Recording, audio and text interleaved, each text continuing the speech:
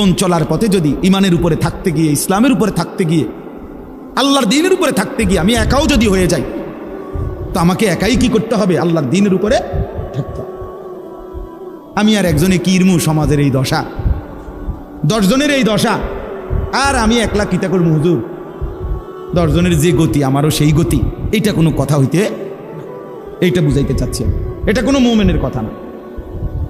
রাসূলুল্লাহ সাল্লাল্লাহু আলাইহি সাল্লামের একটা যুদ্ধ ছিল, হুনাইনের যুদ্ধ, নবীজির জামানায়। মক্কা বিজয়ের পরে নবীজি একটা যুদ্ধ করছিলেন 12,000 সাহাবী নিয়ে।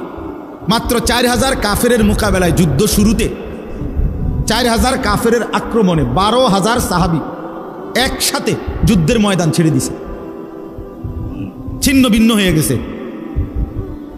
এই 4,000 কাফেরের অতর্কিত আক্রমণে পুরা ময়দান থেকে যখন সিট্টা বিট্টা গেছে, 12,000 সাহাবী হুনাইনের যুদ্ধে,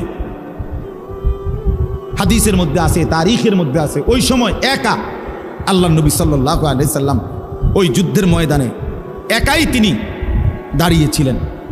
এবং নবী সাল্লাল্লাহু আলাইহি সাল্লাম কাফেরদের দিকে তাকিয়ে বলছিলেন এবং সাহাবীদের দিকে তাকিয়ে একটা কথা বলছেন। দুই দিকে দুইটা কথা বলছে।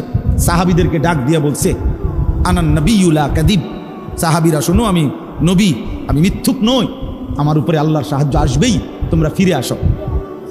আর কাফেরদের দিকে তাকাইয়া বলছে, আনা ইবনু আব্দুল মুত্তালিব, আমি আব্দুল মুত্তালিবের বংশের সন্তান,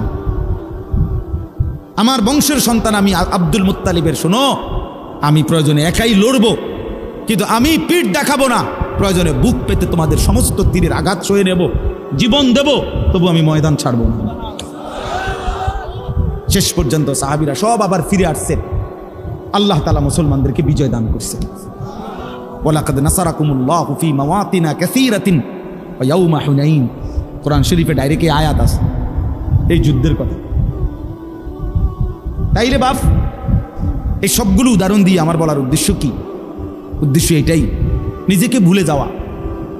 আজকে তোমরা অনেক কিশোর যুবক ছেলে বাপ, এতটুকু আত্ম উপলব্ধি তোমাদের নাই যে সকাল থেকে নিয়ে রাত পর্যন্ত তোমরা কি করছো। প্রিয় ভাই আমার, তুমি তো একজন মুসলমানের সন্তান, তোমার আব্বা মুসলমান, মা মুসলমান, তোমার দাদা দাদি নানা নানি মুসলমান, তোমার চারপাশের আত্মীয় স্বজন সব মুসলমান।